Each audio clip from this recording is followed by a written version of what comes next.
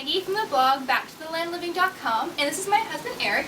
And in today's video we're going to share with you our new maple syrup setup. So last year I shared a video with you. It was actually my first video here on YouTube, and I showed how we make maple syrup in our backyard on a small scale.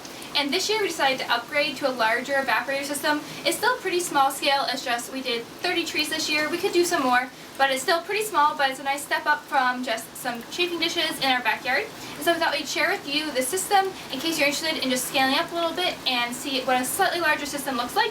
So Eric's going to help me explain to you what the system's all about. We made this ourselves, well actually he made it mostly himself with his friend, and so we're going to share with you the DIY part of this and some of it we bought. And so I'm just going to walk you through the setup and how our system works. So thanks so much for being here, and let's get into the video.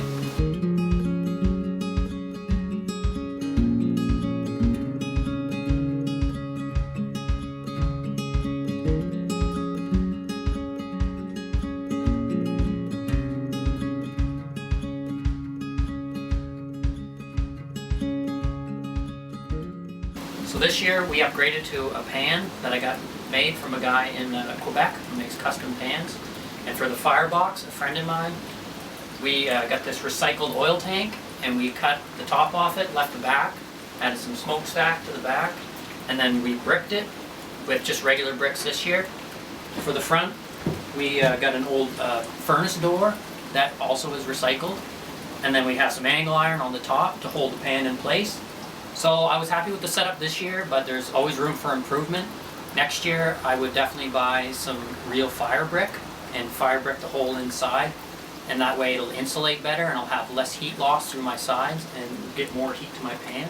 I'll also build up the fire for next year where it was quite low to the bottom of our oil barrel, and therefore the fire had a hard time reaching the bottom of my pan, and so I've had a hard time getting a consistent boil.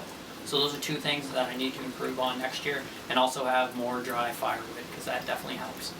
When you're boiling maple syrup, you should have a hot fire that is constant, not like a slow burn. And so in order to have that, you should have a good draft. And we keep this draft open all the time. The only time I close it is when I want to kill my fire.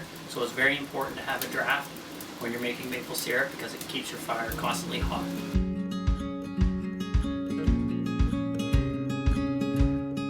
So I'll just explain how we filter this year.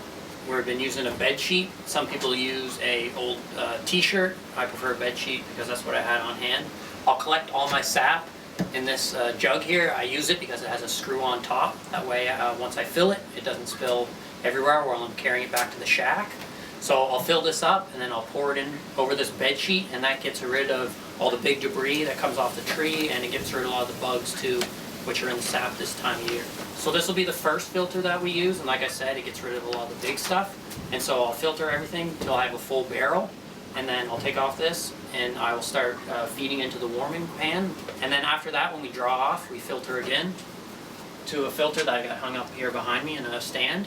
And so that's our second filter, and then we'll filter one more time before we bottle after we finish to 219 and we have syrup at the house.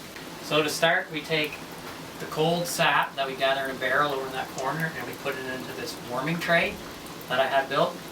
And then we have a valve that we open here that will let the cold sap into the first chamber of the pan. And as it heats up, it'll change density because it'll become more like sugar and less like water. And so the sap will actually come down to the end of the chamber, and there's a hole inside that's been made. So as the density changes, it'll come to the middle chamber and then continue to evaporate, causing more sugar, less water, and then it'll come into the last chamber where it's the most dense, and then we draw off from another valve at this end.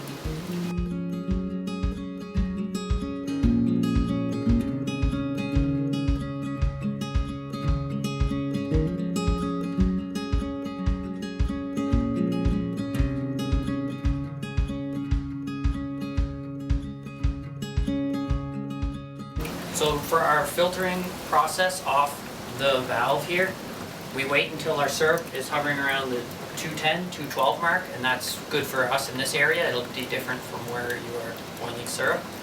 And so once I get to that temperature, I'll open up my draw valve here, and then I'll keep an eye on the thermometer, and when it drops below that 210, 212 mark, then I know that I need to shut off my ball valve. So the importance of keeping an eye on the temperature is that you don't want through your filter sap. You want to make sure it's around that 210, 212 mark where it's close to syrup.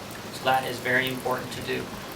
Now with this pan that I had made, it has an area here where you could insert a dial thermometer, which has a probe that extends into this first pan that would let you know the temperature, and that's something I'm looking to invest in because it would help a lot with the final draw procedure, which is very important. Right now I'm just using a wooden thermometer I've borrowed from my neighbor, and it works good enough, but it's kind of hard to see sometimes.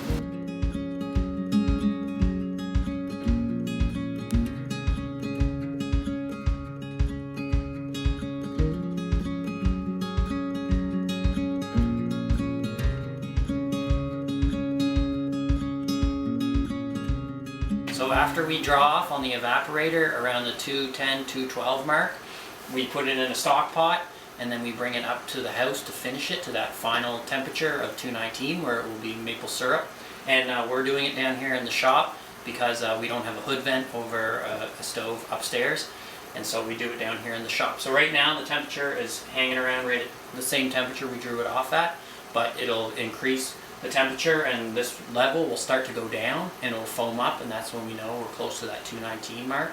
After we get there, we hold it there for a little bit so it will hold its consistency, and then we bottle right away after we filter it one more time, and we make sure the bottles and the syrup are hot, and we lay them on their side, and that way they will seal properly, and then we have finished syrup, and that's the end of the process.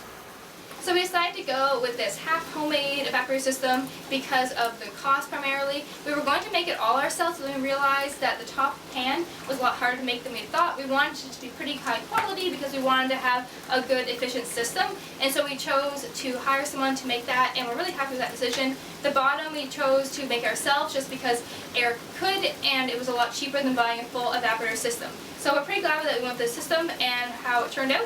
Like Maggie said, we're very happy with the way the evaporator has worked. It has cut down on our time, and definitely the way we handle the sap. I only have to handle it basically twice, where last year it was 3 or 4 times we were having to handle it.